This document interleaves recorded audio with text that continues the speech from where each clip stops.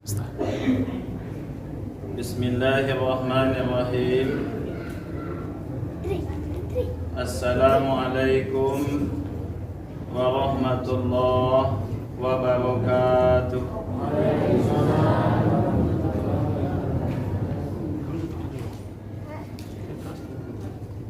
Alhamdulillahi rabbil alamin,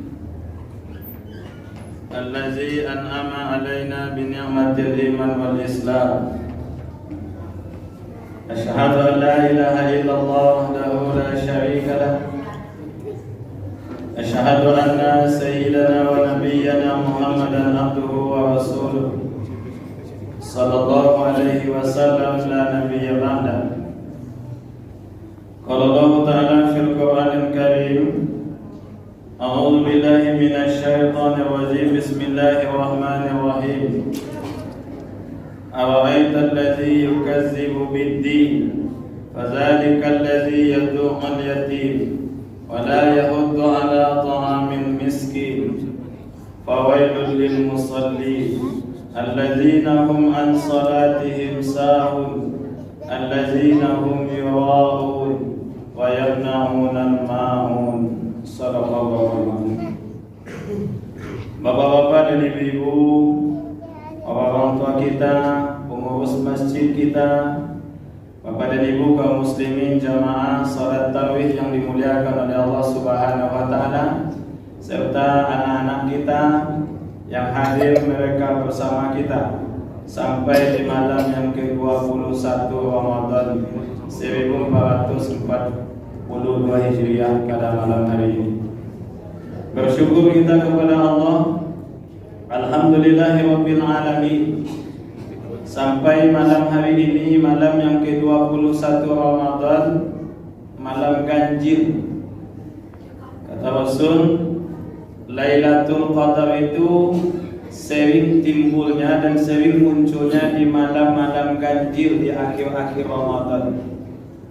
Maka ada organisasi-organisasi yang mengadakan tentang iktikaf, ataupun juga mungkin ada jamaah-jamaah yang melaksanakan iktikaf dengan kawan-kawannya untuk beribadah di 10 malam terakhir di dalam bulan Ramadan.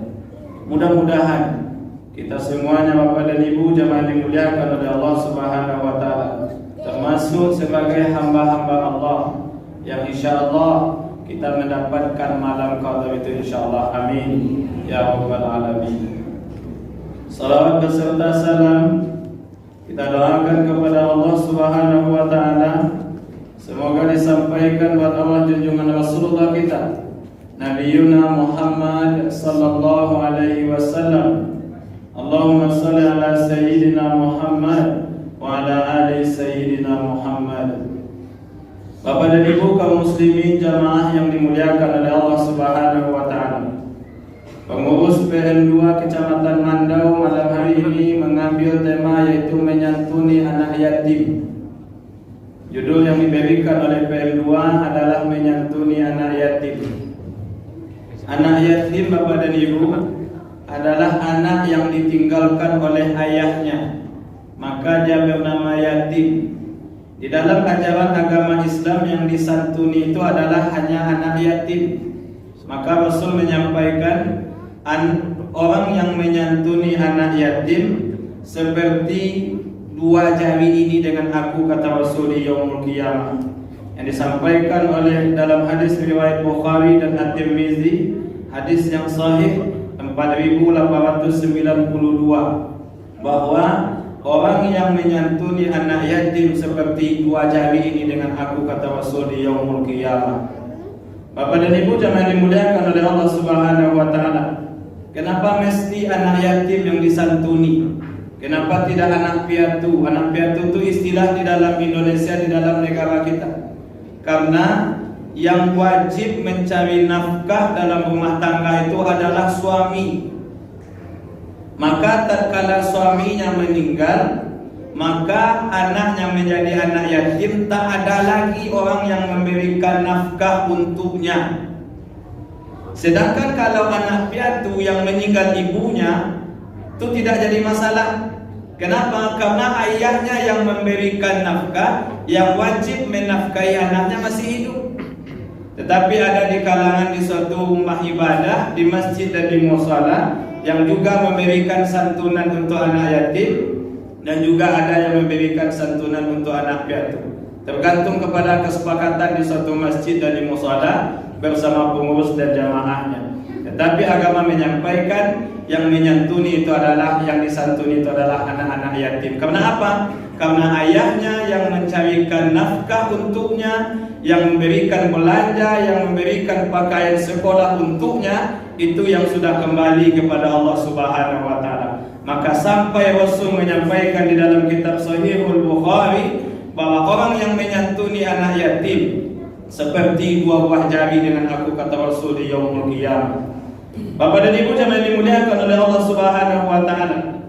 Kemudian yang kedua adalah batas dari usia daripada anak yatim. Di dalam kitab yang sahih dalam Sunan Abu Daud, hadis yang ke-2489, la yusma ba'dal ihtilam. Tidak ada lagi yatim ketika dia sudah mimpi. Kalau seorang perempuan, kalau dia sudah haid, kalau dia seorang laki-laki, kalau dia sudah mimpi basah, maka para ulama usul fikih menyampaikan itu batas usia daripada anak yatim. La yutma, la itu masuk ke dalam yutma itu Bapak Ibu, jangan sekali-kali kita berikan yang tidak menjadi haknya lagi. Bahkan sampai seorang ulama usul fikih, Profesor Amir Sarifuddin, guru besar UIN Imam Bonjol Padang, menyampaikan kalau kita masih memberikan santunan kepada anak yatim yang sudah balik, maka kita menzalimi anak yatim. Itu yang disampaikan oleh orang-orang ulama usul fikih. Kemudian timbul pendapat Bapak dan Ibu jemaah dimuliakan oleh Allah, sekiranya dia belum tahu mana batas dia haid dan mimpi basahnya, maka para ulama usul fikih bersepakat diambil usia yang paling rendah itu adalah usia 15 tahun. Kalau dia 12 tahun juga belum balik, 13 tahun juga belum balik, 14 tahun juga belum balik, maka para ulama usul fikih menyampaikan di dalam kitab usul fikihnya bahwa anak yatim itu sampai pada usia 15 tahun. Anak yang sudah lewat dari usia 15 tahun itu tidak diberikan santunan dari anak yatim, tapi itu diberikan santunan dari kotak-kotak fakir miskin. Bahasa Arab dari fakir miskin itu du'afa. Jadi kalau ada orang menyampaikan yang du'afa itu apa Ustaz? Fakir dan miskin. Allah menyampaikan, berikanlah zakatmu kepada fakir dan miskin. Ulama Hanafi menyampaikan bahkan zakat fitrah itu hanya untuk fakir dan miskin. Tapi mayoritas ulama menyampaikan bahwa boleh memberikan zakat itu kepada asnaf yang 8. Berapa yang kita bisa lihat yang ditemukan di dalam suatu tempat majelis atau di dalam sebuah tempat masjid dan musala yang ada di sekelilingnya. Bapak dan Ibu jemaah dimuliakan oleh Allah Subhanahu wa taala, maka tidak boleh kita berzakat kepada anak yatim. Tetapi kalau kita berzakat kepada ibunya karena dia termasuk kelompok fakir atau dia termasuk kelompok miskin, maka itu boleh. Tapi kalau kepada anak yatim itu kita memberikan sumbangan melalui kotak-kotak anak yatim yang sudah diberikan. Bagaimana pengertian fakir? Bapak dan Ibu jemaah dimuliakan oleh Allah Subhanahu wa taala, orang yang fakir itu tidak ada income sama sekali, tak ada pemasukan. Atau contoh, kebutuhannya 4 juta, cuma dapat 1 juta sebulan, berhutang-hutang kemana kemari, maka itu termasuk kelompok fakir. Kemudian yang miskin, para ulama fikih menyampaikan orang-orang yang miskin itu adalah orang-orang yang melebihi separuh kebutuhan hidupnya yang dia penuhi, maka itu termasuk kelompok miskin. Maka seorang amil, orang yang memberikan zakat fitrah, hendaklah dia arif melihat bagaimana kelompok fakir dan bagaimana kelompok miskin. Karena ketika ada fakir yang tanggung jawabnya 5 dengan fakir yang tanggung jawabnya 1, maka di dalam pembagian itu dibedakan. Kalau tidak, maka kita tidak adil di dalam memberikan sebuah zakat kepada fakir dan miskin itu. Bapak dan Ibu jemaah dimuliakan oleh Allah Subhanahu wa taala, Maka para ulama fikih menyampaikan antara fakir dan miskin itu, maka hendaklah kita lihat lebih diutamakan kepada fakir dan miskinnya. Kalau sekiranya ada fisabilillah, kalau sekiranya ada mu'allaf, itu mungkin sekian persennya, maka utamakan di dalam pembayaran zakat fitrah itu terhadap kepada fakir dan miskin yang dia memiliki tanggung jawab yang masing-masing. Kenapa Bapak dan Ibu? Karena tidak mungkin sama orang yang tanggung jawabnya banyak dengan orang yang tidak punya tanggung jawab di dalam pembagian haknya masing-masing. Bapak dan Ibu jemaah yang dimuliakan oleh Allah Subhanahu wa taala. Jadi anak yatim, orang yang menyantuni anak yatim, kemudian batas usia daripada anak yatim. Kemudian bagi kita Bapak dan Ibu jemaah yang dimuliakan oleh Allah Subhanahu wa taala, ada konsep fidyah. Ada konsep fidyah. Kata Imam Syafi'i menyampaikan bahwa apabila ada seorang ibu yang hamil atau ibu yang menyusui, dia tidak berpuasa karena dirinya, maka dia wajib membayar qadha di hari yang lain. Ada ibu yang hamil, ada ibu yang menyusui, dia tidak berpuasa karena dirinya lemah, maka Bapak dan Ibu jemaah dimuliakan oleh Allah, dia wajib mengqadanya di hari-hari yang lain. Kemudian yang kedua, apabila seorang ibu yang hamil dan ibu yang menyusui dia tidak berpuasa di dalam bulan suci Ramadan, maka dia dapat dua. Dia tidak berpuasa karena janinnya.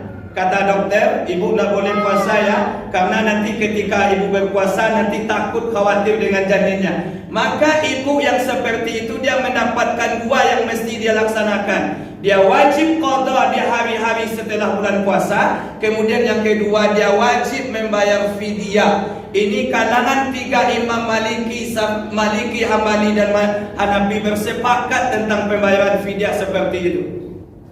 Bapak dan Ibu jemaah dimuliakan oleh Allah Subhanahu wa taala. Berapakah ukuran untuk membayar fidyah itu? Itu sehari makan. Kalau paginya dia sarapan, kemudian siangnya dia makan, kemudian malamnya dia makan, maka dihitung. Makan sarapan pagi 10.000 misalnya, makan siang mungkin 15.000, makan malam mungkin 15.000, maka dia wajib membayarkan fidyahnya sebanyak 40.000. Oh, kami bayarkan 50.000 Ustaz, silahkan.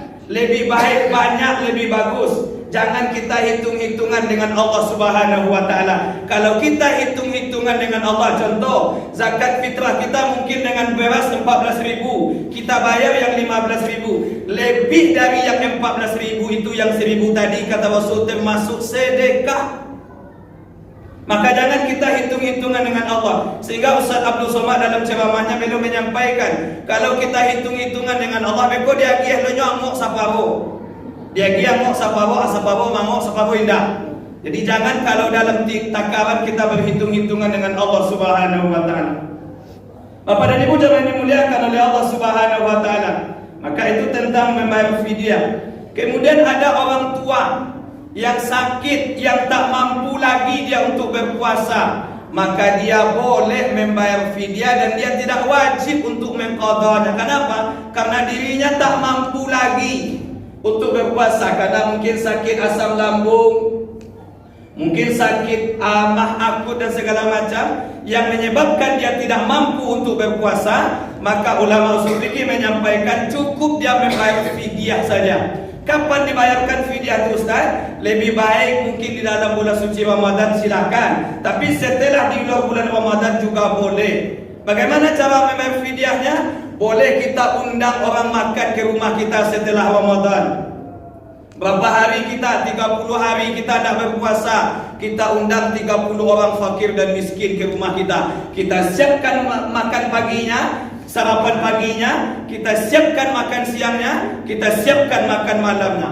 Oh repot kami Pak Ustaz, tiga waktu itu mereka fakir miskin itu datang ke rumah kami. Ya silakan ganti dengan uang berikan. Kepada siapa yang lebih berhak kita berikan? Kepada karib kerabat kita. Dari pihak suami, lihat siapa yang mesti berhak menerimanya. Kemudian lihat dari pihak istri, siapa yang mesti berhak menerimanya. Oh, kalau itu sudah kita berikan, lihat di tetangga sekeliling kita.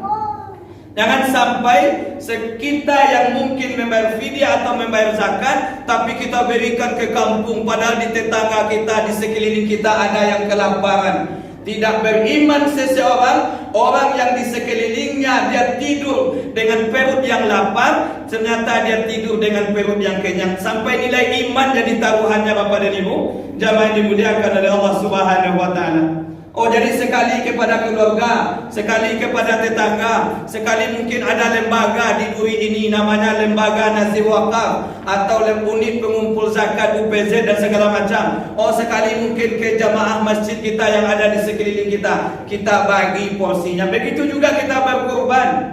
Sekiranya kurban sudah siap, sudah cukup mungkin untuk daging di jamaah kita, maka tanya kepada Pak Panitia, gimana Pak Panitia? Sudahkah mungkin cukup peserta? Sudah. Oh, boleh, maka kami untuk tahun ini Pak Panitia kurban, kami berkurban di kampung. Kenapa? Karena orang kampung itu Bapak dan Ibu, mungkin kurban orang rantau itu pula yang ditunggunya. Tetapi jangan sedikit ke kampung dia tinggal di sini, tak pernah dia berkurban di sini. Maka Bapak dan Ibu jangan dimuliakan oleh Allah Subhanahu wa taala, utamakan di tempat kita tinggal, karena agama mengajarkan berikanlah zakat, berikanlah sedekah kepada karib kerabatmu zawil kurba, kata Allah. Jangan kita berikan kepada yang lain dulu. Caliak dan didakek matu awak dahulu.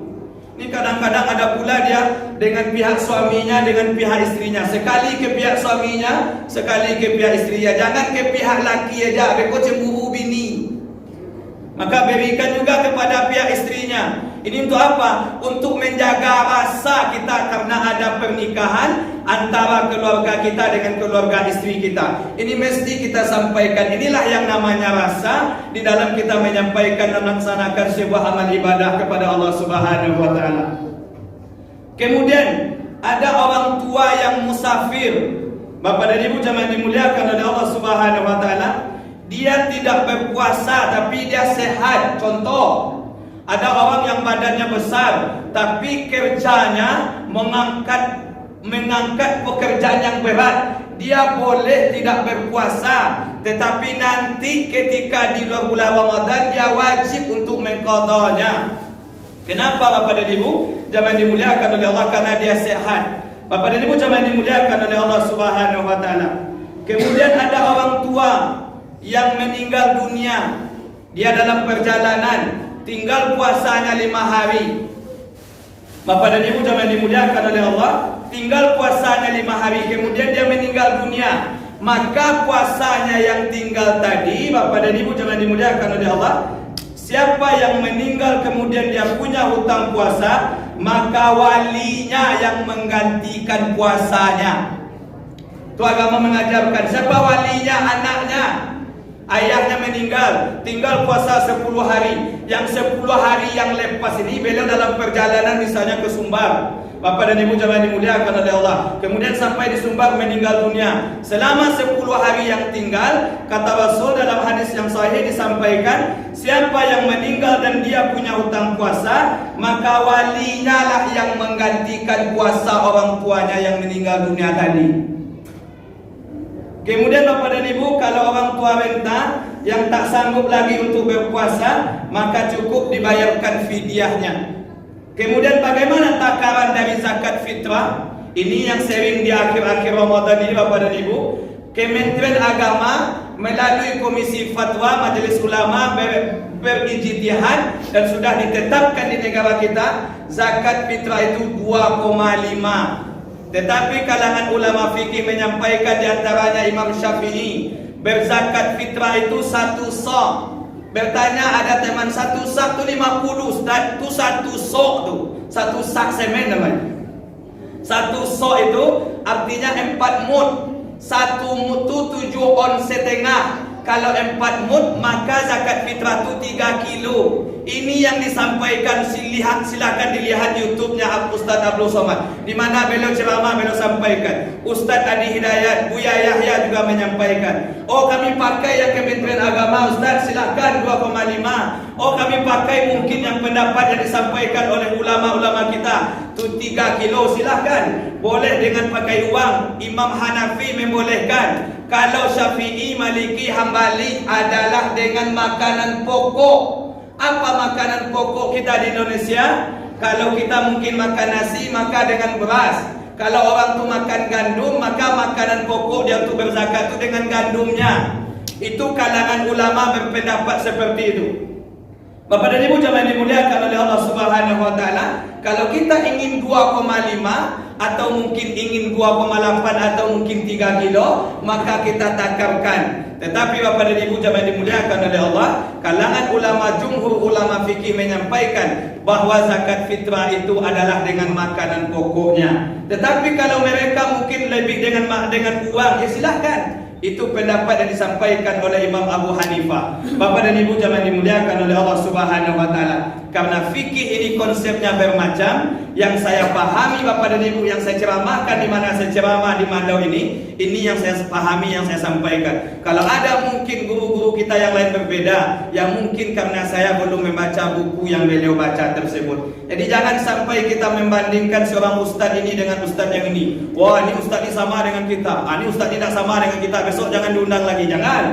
Kenapa? Ketika kita masih menyalahkan satu kelompok dengan kelompok yang itu hanya menyangkut masalah ranting, masalah fikih, masalah furu', maka kita tidak akan juga berdamai di dalam kehidupan kita. Bapak dan Ibu jemaah dimuliakan oleh Allah Subhanahu wa taala, anak yatim, kemudian zakat fitrah, kemudian fidyah. 3 konsep ini judul yang kita bahas, yang kita sampaikan pada malam hari ini. Karena apa? Karena di malam yang ke-21 mungkin kita akan melakukan apa yang mungkin kita sampaikan, yang dibuatkan judulnya oleh PM2 Kecamatan Mandau ini. Silahkan kita bertanya kepada ustaz-ustaz yang lain. Kita tidak melihat secara subjektif, tetapi ketika kita dalam mengambil sebuah hukum, melihat sebuah hukum yang muncul, seorang ulama itu dia harus objektif. Dia harus melihat bagaimana konsep agama itu mengajarkan. Bapak dan Ibu jemaah dimuliakan oleh Allah Subhanahu wa taala. Mudah-mudahan ibadah kita di penghujung Ramadan ini adalah, apalagi kita akan menunaikan zakat fitrah. Kemudian Bapak dan Ibu, kapan waktu boleh membayarkan zakat fitrah? Mulai dari awal Ramadan sampai waktu maghrib menjelang besoknya mau solat Idul Fitri, itu adalah waktu jawaz, waktu boleh. Kemudian kapan waktu wujub membayarkan zakat fitrah? Mulai dari habis maghrib sampai besok khatib naik ke atas mimbar, itu wajib untuk membayarkan zakat fitrahnya. Kemudian bagaimana caranya kita membayar zakat fitrah? Kalau ayah saya meninggal 5 hari sebelum Idul Fitri, Ustaz, tak wajib zakat. Kapan kita wajib membayar zakat? Apabila ada seseorang yang hidup dari habis maghrib sampai menjelang khatib naik ke atas mimbar, melahirkan istrinya, maka itu wajib untuk dibayarkan zakat fitrahnya. Jadi kalau kita tidak ingin membayar zakat fitrah, Bapak dan Ibu jemaah dimuliakan oleh Allah, ama kok meninggal sebelum maghrib hari Rabu besok tu. Sehingga tak bayar zakat fitrah. Kenapa? Karena waktu maghrib di hari Rabu. Karena insya Allah kita hari Kamisnya akan Idul Fitri. Kalau sudah masuk waktu maghrib, siapa yang hidup, yang ada nyawa dari habis maghrib sampai menjelang khatib naik ke atas mimbar, maka itu wajib dibayarkan zakat fitrahnya. Ustaz, kalau khatib sudah naik ke atas mimbar, istri saya hamil, karena khatib itu terlalu bersemangat membacakan takbir Allahu Akbar, melahirkan istri saya, Ustaz, wajibkah membayarkan zakat fitrah? Tidak, karena khatib sudah naik ke atas mimbar. Bapak dan Ibu jemaah dimuliakan oleh Allah Subhanahu wa taala, mudah-mudahan kita di penghujung Ramadan ini memanfaatkan iktikaf kita di bulan-bulan Ramadan, apalagi di malam qadar Bapak dan Ibu, dan kita cari malam qadar itu dengan beribadah di malam-malamnya. Di mana-mana masjid dan musola sudah mulai sofnya mengalami kemajuan. Sofnya maju ke depan. Yang biasanya 4 sof sekarang maju menjadi 2 sof. Tinggallah jamaah-jamaah yang sudah siap akan diantarkan ke Jambon sana.